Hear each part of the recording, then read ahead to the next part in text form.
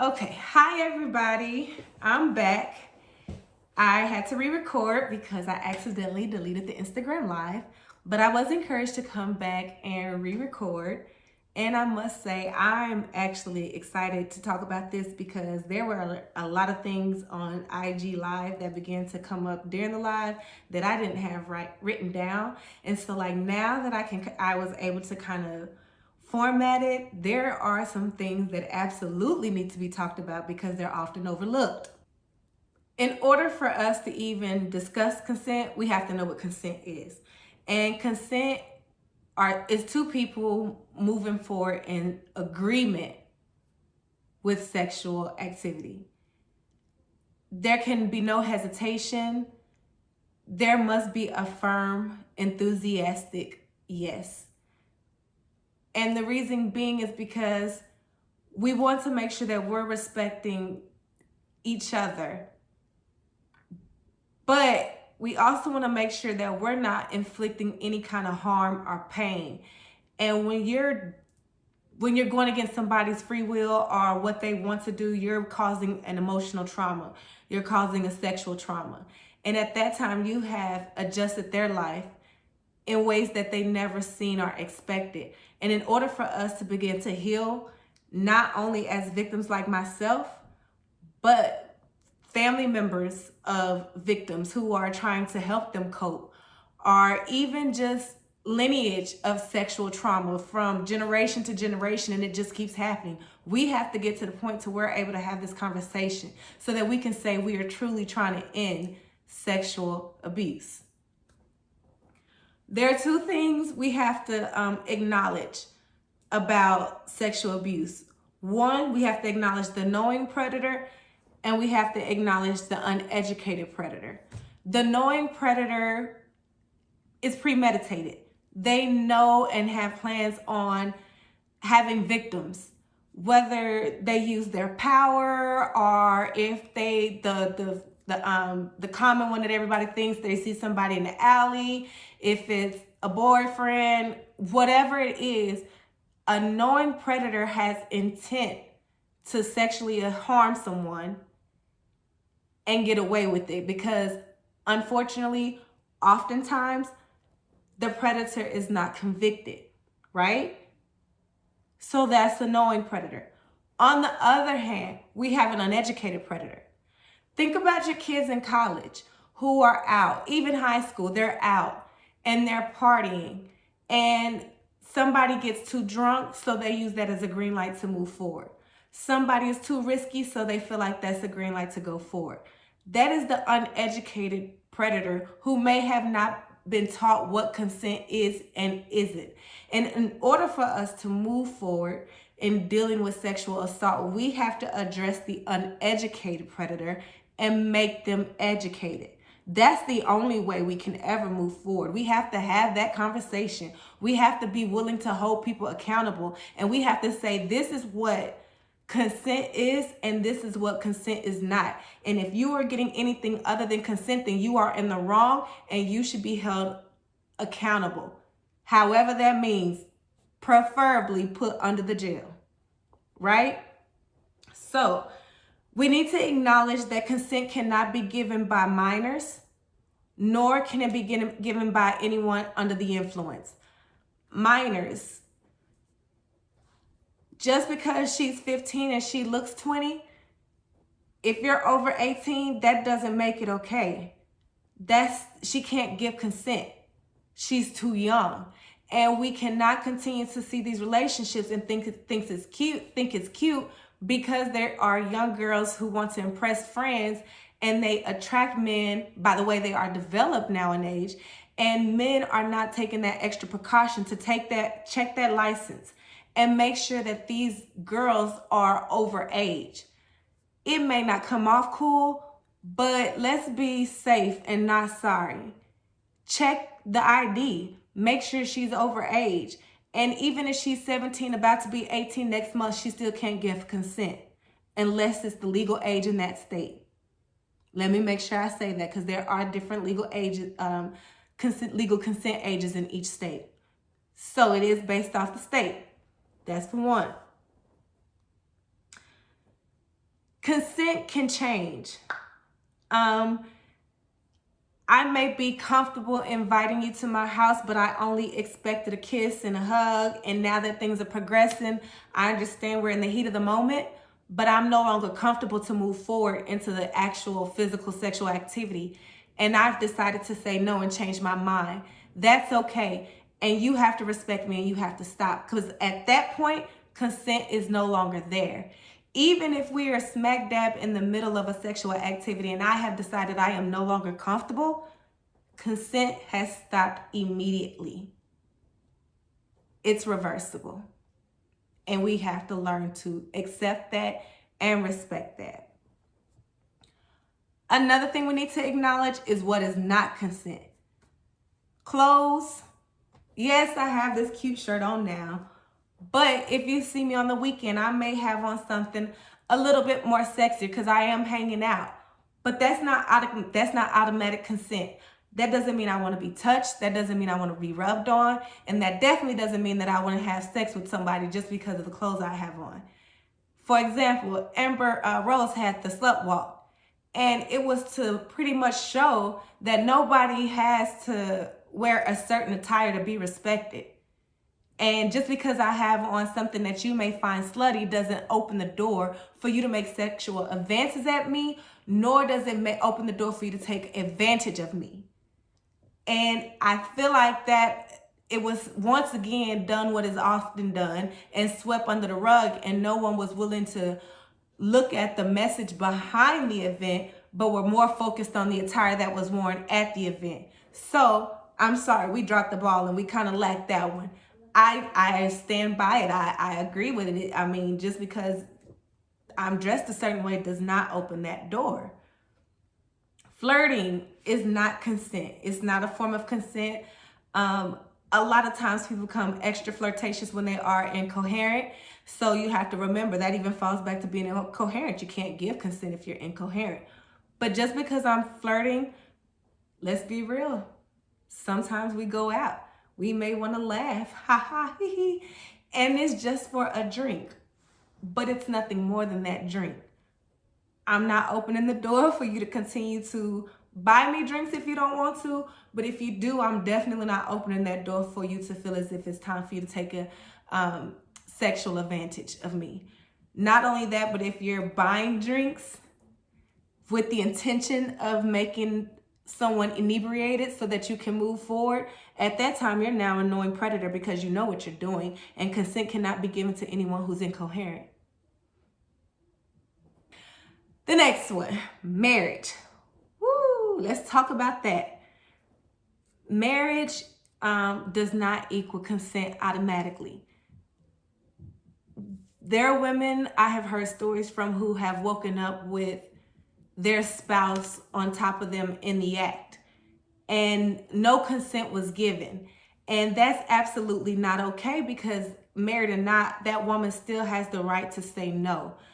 That's another reason why I wanted to have Yoga in the Park and get on here and share this message today. What we have to face is we've been in a pandemic for the last year and a half, and year and a half. And there are women who have been stuck in the house with their predators, whether it be a spouse or just a family member who's in the home. And it's time for these doors to open so that they can get the help they need. I know we're worried about COVID. Trust me, I am, but I'm more worried about those women because they're facing COVID and sexual abuse or domestic violence, whichever it is. So, sorry, I know I'm getting a little emotional. The next thing that is important to me is consent of children. Consent of children is a two-factor thing. For one, we have to acknowledge that if we teach our children about consent, then we have taught them how to prevent being a predator. Not only that, but if we teach our children about consent, we are raising them up to speak out against predators. Let's look at both aspects of that and see what I mean.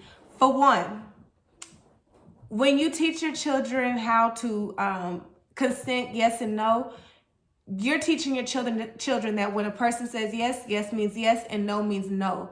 Therefore, at an early age, we're raising them to understand how to respect people and their decisions and their boundaries. And therefore, in the future, we no longer have to worry about predators because they have an understanding from the get-go that no means no.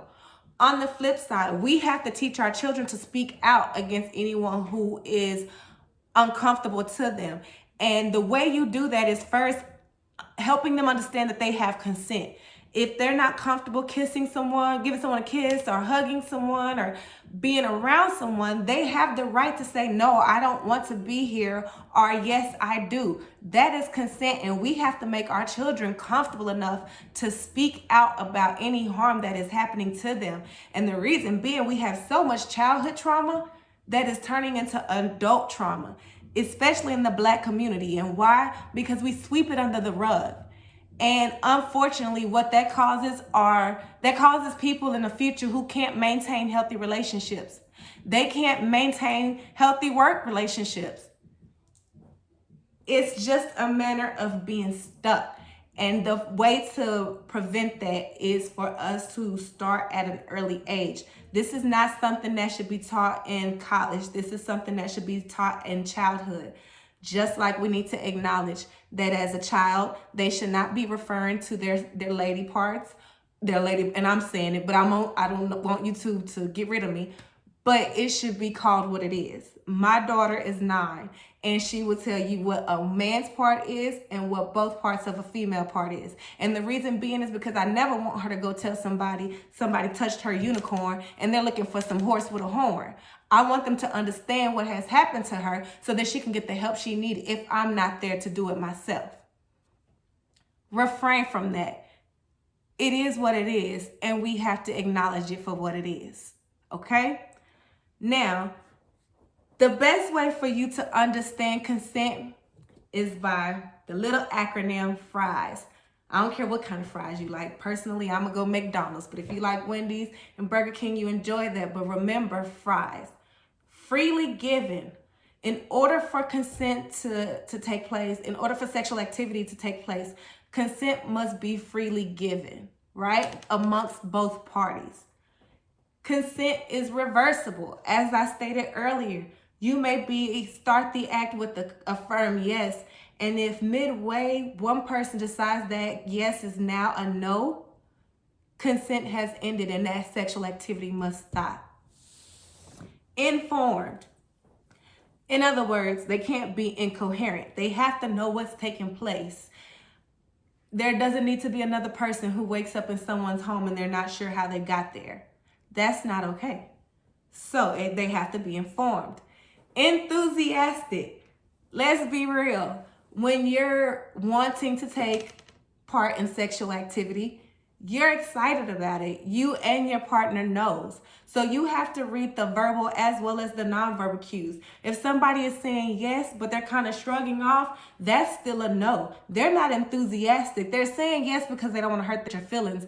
But deep down, they would prefer to say no so that they can just be out of the situation. They're not comfortable. But let me say yes just because I'm afraid, because maybe I don't know how this person's going to act, or maybe I don't want to be looked at in a way, or maybe I feel ashamed because I did flirt and I feel like I have no choice. You have a choice. It's reversible. So it has to be enthusiastic. Not only that, it has to be specific. Specific is exactly what it says. You can't agree to a kiss and feel like you can move forward with the butt rub. You can't agree to a butt rub and feel like you can move forward with taking someone's clothes off. You have to be specific on what your intention is, and both parties have to agree to that intention. And if not, then it is not consent. So, consent equals FRIES. Freely given, saying, yes, I am agreeing to have sex with you. Reversible, it can be taken away no matter when it's taken away. Informed, I have to know what I'm doing. And let's be real, it's probably better if they know what they're doing. Enthusiastic, both parties should be well aware and excited of what's taking place. Not saying you have to be jumping around, but there should be some type of, I hate that they call it excitement because it's really chemistry. There should be some type of strong chemistry and attraction. And that shows through body language and everything, not just the mouth or the tone. You could tell when somebody wants to move forward in the activity. And it has to be specific. So while you're watching this, I want you to say it with me. Fries: freely given, reversible, informed, enthusiastic, and specific. Again, say it with me. Freely given, reversible, informed, enthusiastic, and specific. As long as you remember fries, you should be okay. I say should because not only do you have to remember fries, but you have to actually understand what it means and not move forward if one of those are not, if it's not a yes to one of those answers. There is one little piece I do want to touch on when it comes to the uneducated predator. What I asked, whether it be men or women, I say men more specific because I've had more conversations with men who come off as just an uneducated predator who needed that knowledge. As men, it's your responsibility to hold your fellow brothers accountable. If you hear them telling a story and they were on a date and the woman wasn't coherent and they were out and still move forward in that sexual activity, they had sex that night, I'm sorry, but it's your responsibility to tell your brother that he was in the wrong. Explain what fries is to him and help him to understand that he has to have consent before he can move forward because it has to be agreed on between both parties. If you're not willing to hold them accountable, you're just as responsible as them. You're just as much as a predator as they are. And at that point, I feel like you're a knowing predator because you hear what they say and you know that they've done wrong, yet you're not willing to say something. That can go for women too. But like I said, I've had more of a conversation with the men, but it is our responsibility to hold predators available. If they're uneducated, teach them. Share this video. Make it known so that we can get to a point to where we no longer have trauma. It can be done, but it takes all of us to work together. And if it's one thing, we can educate the uneducated and help them, but we also have to be willing to put the knowing under somebody's prison, in a prison, under a prison. They have to be held accountable. It's been too many times R. Kelly had a whole crew behind him just sitting there and knew exactly what he was doing, and no one ever held him accountable. They are definitely just as responsible as him. And it's sad, but that's how it usually works, especially when you're dealing with anybody who's in power. If you have that much of a crew and you're comfortable enough to tell them whatever it is that you have that holds that crew there, money, whatever it is, y'all are all one. Birds of a feather flock together. And we have to acknowledge that, and it's time for us to move forward. So that is my piece. It may have been a little passionate, but that's why I'm in this industry, because this is my passion. And I never want to see anyone feel the way I did, hiding my trauma. I want people to heal. I want people to know that there is life after trauma. With that being said, the services, we have services that we are ready to start bringing forward.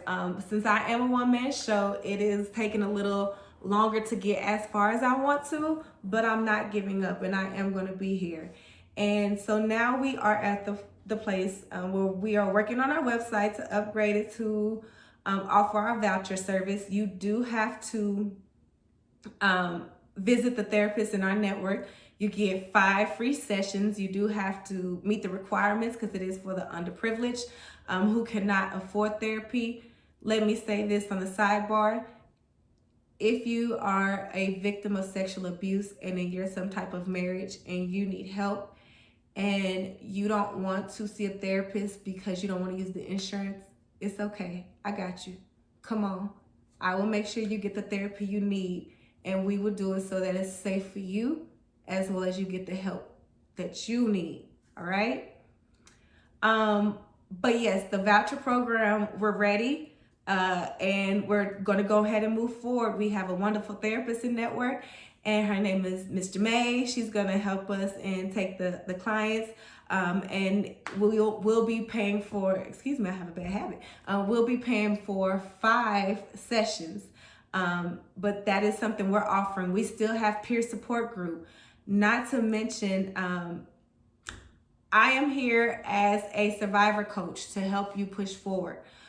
As survivors, we tend to get stuck on our trauma and what is taking place, and that prevents us to move forward. But the longer we stay stuck, the longer we're really just kind of shutting ourselves off from the world. And the more you shut yourself off from the world, we start seeing the increase in suicide and things like that, because you're suffering in pain. I couldn't think of the word. You're suffering in pain. And I want to be here with you. We can come up with goals so that we can work weekly on getting yourself comfortable and readjusted to life outside of sexual abuse. If you're stuck in a place to where you're not comfortable going outside, we can work on things to get you back to that point of comfortability. If that means me coming to walk with you so that you feel comfortable, I'm willing to do that. And I have keychains to make sure that we are safe. So reach out to us. We're here for you. And if we can't help you, like I said, I have worked with the Dallas Area Rape and Crisis Center. And I have also worked with the Women's Center. I know how to get in touch with someone there to make sure you can get the help you need. But understand, we're here for you. And before I go, remember, fries, freely given, reversible, informed, enthusiastic, and specific. I hope this helps you. Please like, share, comment, and subscribe for future videos.